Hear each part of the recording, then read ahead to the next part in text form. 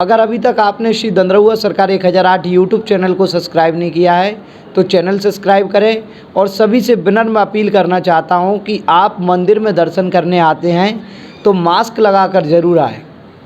Mask बहुत ज़रूरी है। गुरुजी ने जैसा सुबह बताया था लाइव में, 2 गज दूरी मास्क है ज़रूरी।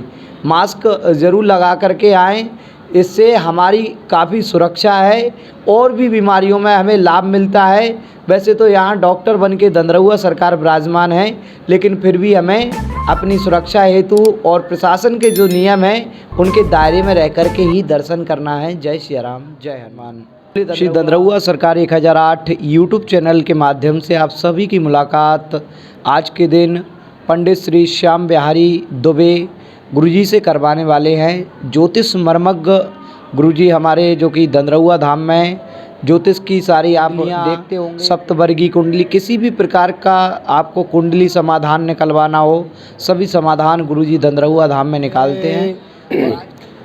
ब्रह्मा मुरारी त्रिपुरांतिकारी भानु शशि भूमि सुतो बुधश्च गुरु शुक्र शनि राहु केतवा सर्वे ग्रह शांति करा भवन्तु। हमारे यहाँ डॉक्टर हनुमान जी दंदरहुआ सरकार सभी ग्रहों को शांत करने वाले हैं।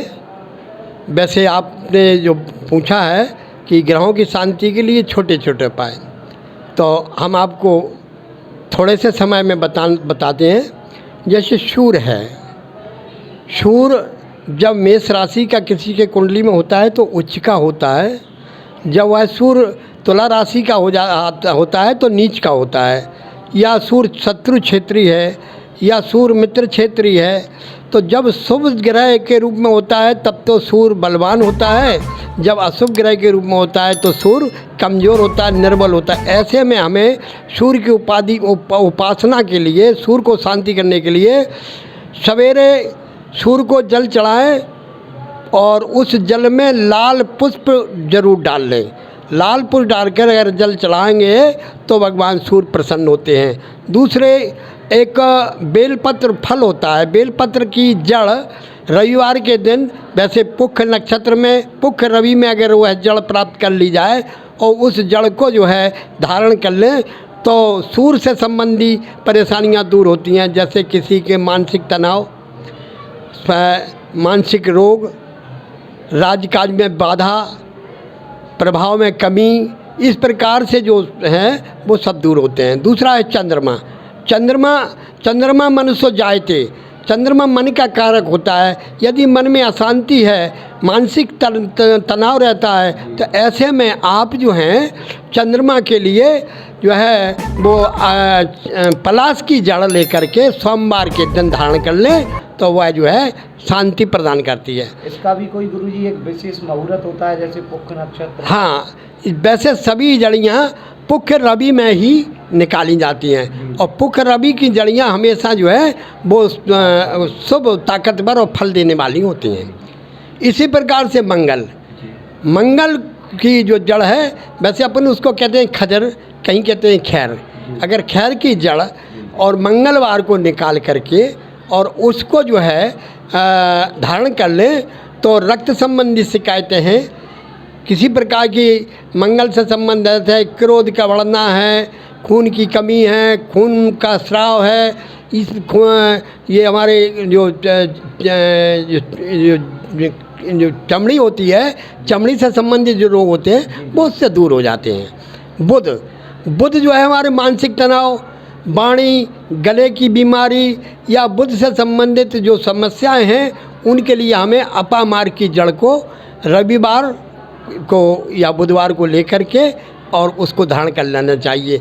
और बुध में जो है हमें श्री गणेश जी की उपासना और उनको लड्डू और दूर्वा धारण उपासना में जो है देना चाहिए, उससे भी हमारे बुद्ध की शांति होती है। अपामार्ग का भी कोई और भी नाम होता है? हाँ, अपामार्ग को चिड़चिड़ा, लठजिया, अज्जाजहारा, इस प्रकार से कई नामों से लोग जाना जाता है। अब गुरुवार को जो है हमारे बृहस्पति का दिन है। इस दिन जो है अगर पीपल की जड़ रविवार के दिन, वो भी रविवार के दिन लाना है, और उसको धारण कर ली जाए, या हल्दी या केले की जड़, हल्दी की गांठ या केले की जड़, इसको गुरुवार को धारण करें।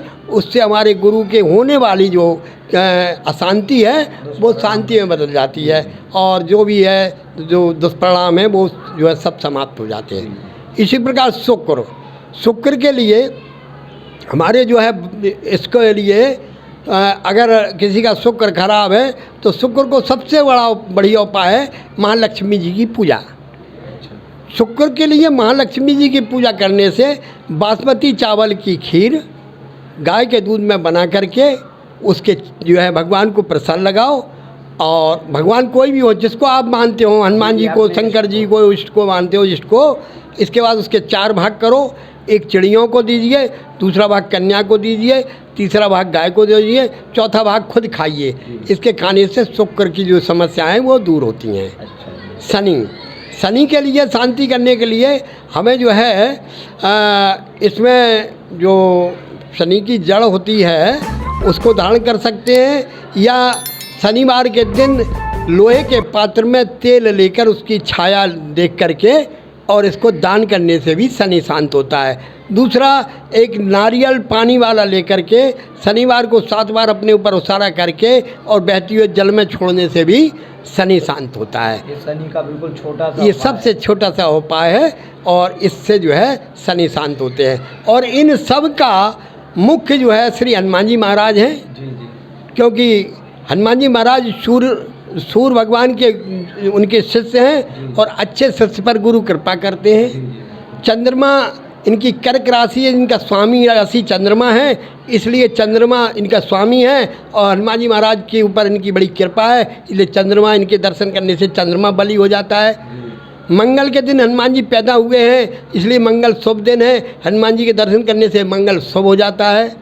बुधवार अगर खराब है तो बुधवार को हनुमान जी का बुध जो है वो उच्चिका बैठा हुआ है केंद्र में, इसलिए हनुमान जी के दर्शन करने से बुध बली हो जाता है। अच्छा। गुरुवार को इनके गुरु बृहस्पति देवताओं के गुरु हैं, और हनुमान जी स्वयं गुरु भक्त हैं, इसलिए उनकी गुरु भक्ति को देखकर भगवान बृहस्पति भी प्रसन्न हो जाते हैं। हनुमान जी के दर्शन करने से गुरुवार को और सारे गुरु से संबंधित समस्याएं वो दूर हो जाती हैं। इसी प्रकार शुक्रवार को दर्शन करो तो हनुमान जी महाराज जो है ब्रह्मचर्य हैं, ब्रह्मचर्य होने से शुक्र जो है इनके सामने निर्बल पड़ जाते हैं, इसलिए शुक्र भी इनकी सेवा में इनके दर्शन करने से शांति ही प्रदान करते हैं।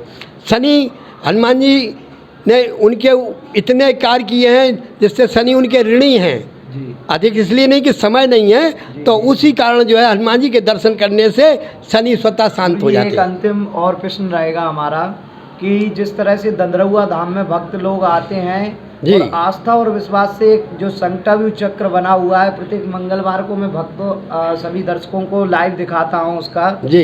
तो संकटाव्यूह चक्र पर पुष्प घुमाने से भक्तों की मान्यता है कि कुंडली के भी दोष जो है नष्ट हो जाते हैं। हाँ। उसके बारे में क्या कहना चाहेंगे आप? हाँ, वैसे हमें विद्वानों का मत है कि संकटव्यूह चक्र में जो है 4 द्वारे हैं, 5वां द्वारा निकास है। हनुमान जी महाराज ने पंचमुखी रूप धारण किया था।